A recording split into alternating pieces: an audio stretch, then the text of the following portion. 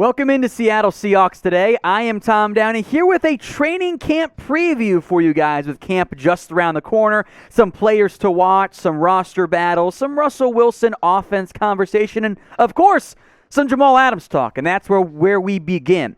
Adams in Seattle are still working on a long-term deal that will inevitably, once it gets done, which I still think it does, make Adams the highest paid safety in the entire NFL.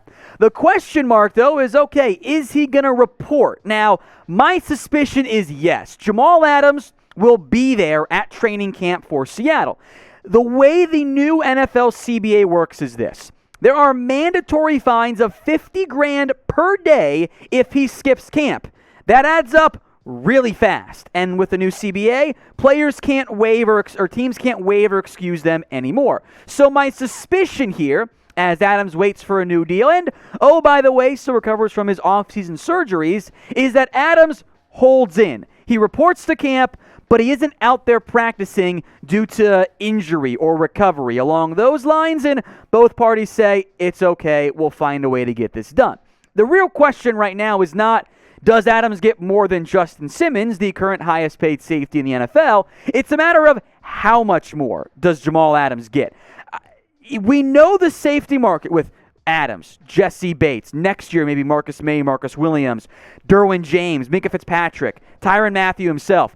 All those guys are primed to get massive deals at the safety position. So I think Adams wants to get ahead, get more than just Justin Simmons' $15.25 million per year.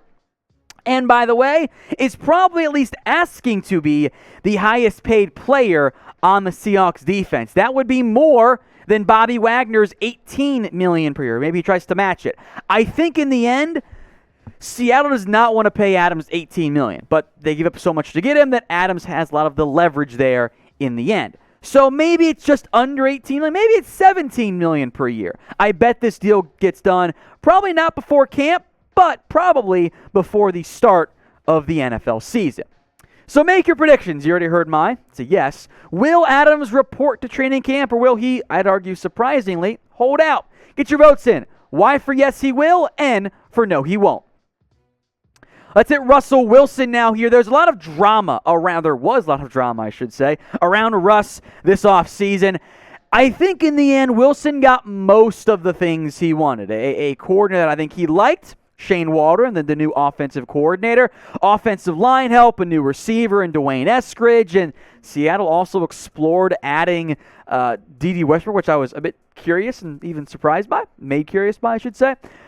I think that this offseason is key for Wilson. Adjusting to the new offense will be critical, and finding a way for Seattle to adjust beyond what we saw last year. The Let Russ Cook campaign got off to a fire start. Wilson was the MVP frontrunner through the first couple, I'll say 2 months of the season.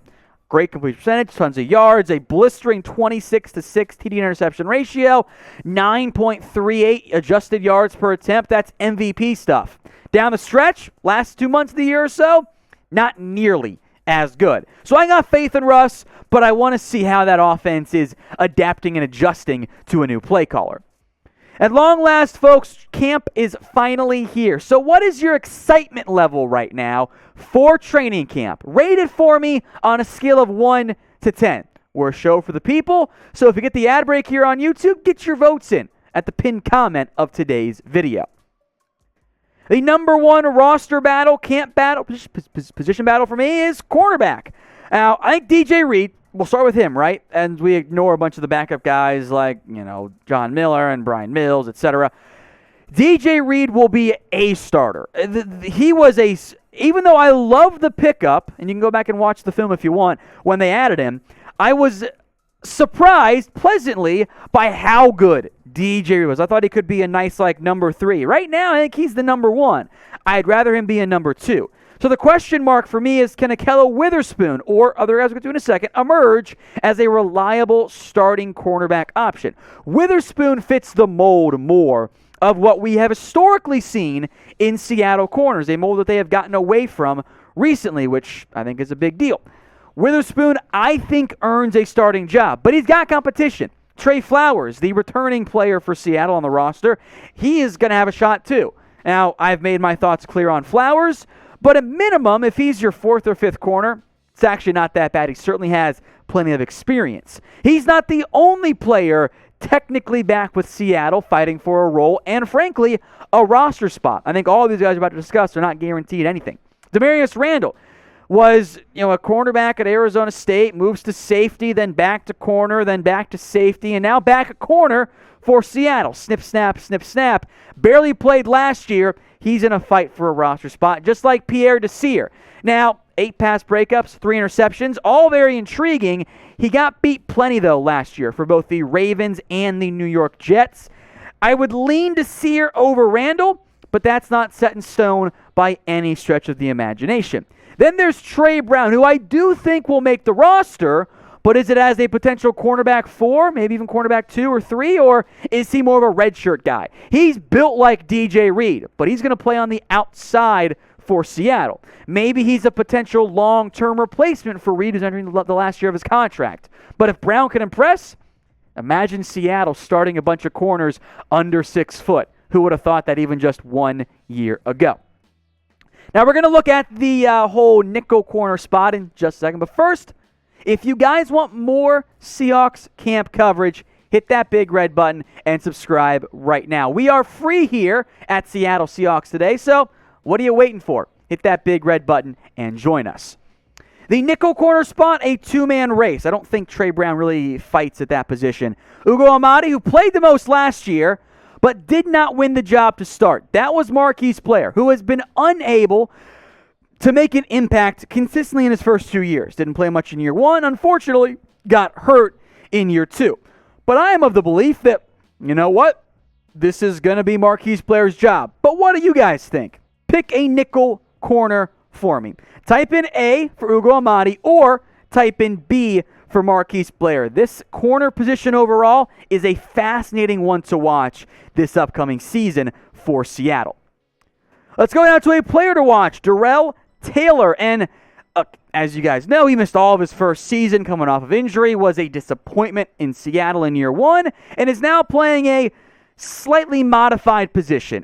The Seahawks reportedly plan to use more bear fronts, which means that strong side edge rusher, that outside linebacker spot, is going to be playing a long line of scrimmage in that, edge rusher role. And Taylor basically played that role in the Tennessee Volunteers 3-4 defense. So I think he's a fit. He will be dropping into coverage a little bit, but I think predominantly it'll be to help set the edge against the run and also find a way to contribute as a pass rusher. So I think Darrell Taylor is primed to quote-unquote start for this team, or at least play significant minutes at the linebacker position. I am very curious to see how he fares in training camp. He didn't have one last year. That makes this a pivotal one upcoming for the Seattle Seahawks. Today's show is made possible by our sportsbook partner, BetUS. You can get a 125% deposit bonus when you go to chatsports.com/bet, URL right there at the bottom of your screen, and you use promo code Seahawks125. One potential bet you could place, just throwing it out there as an option. How about you bet on Seattle to win the NFC West? They are plus 250 right now. They're third behind both the Niners and the Rams. And the Niners are always hurt. I think the Rams are very much overhyped right now.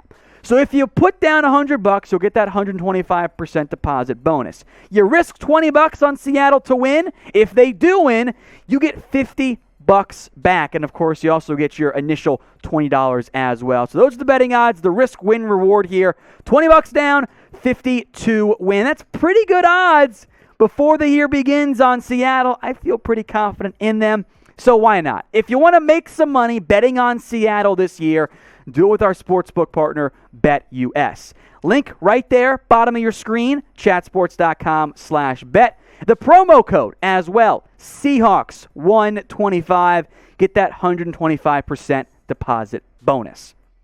Over now to Aldon Smith, another player to watch here because he's a wild card. I mean, there's no way around it, right? I'm sure you guys remember how great he was against the Seahawks when he played for the Cowboys last season, but we haven't seen him at all with Seattle. He's done with a battery charge in Louisiana, Red flag right there. He was excused, meanwhile, from mandatory minicamp because apparently he wasn't in good enough shape. That's a bit of a red flag. And I don't know what we're going to get out of Aldon Smith this year.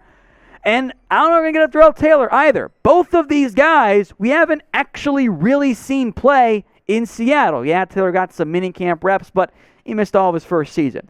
So who do you guys trust more? Both can play that kind of 3-4 outside linebacker, edge, strong side linebacker, bear, edge setter, whatever phrase you want to call it there. Get your votes in for me. Type DT for Darrell Taylor or type in AS for Aldon Smith. Who do you guys trust more as it relates to that particular position? To tight end now, the potential roster battle. Pete Carroll has very much typed up all these guys. Gerald Everett, Will Dissly, Colby Parkinson too. Some depth guys, but it's going to be a three-man role, I'll call it, at the position. I am still drinking the Kool-Aid for Gerald Everett. I think coming over with Shane Waldron from the Rams, he is primed, I think, for a breakout year. I bet he exceeds all of these numbers in 2021 as maybe even the third option over a guy like Dwayne Eskridge for this Seahawks passing attack. But there's also Will Dissly. And when Disley's been healthy, which hasn't been all that consistent or frequent, he's been impressive. He is at minimum a great tight end number 2. So overall, I think Everett wins the job, but it is still at least worth monitoring. All right, Rashaad Penny next up here on our players to watch, our last specific player to watch here.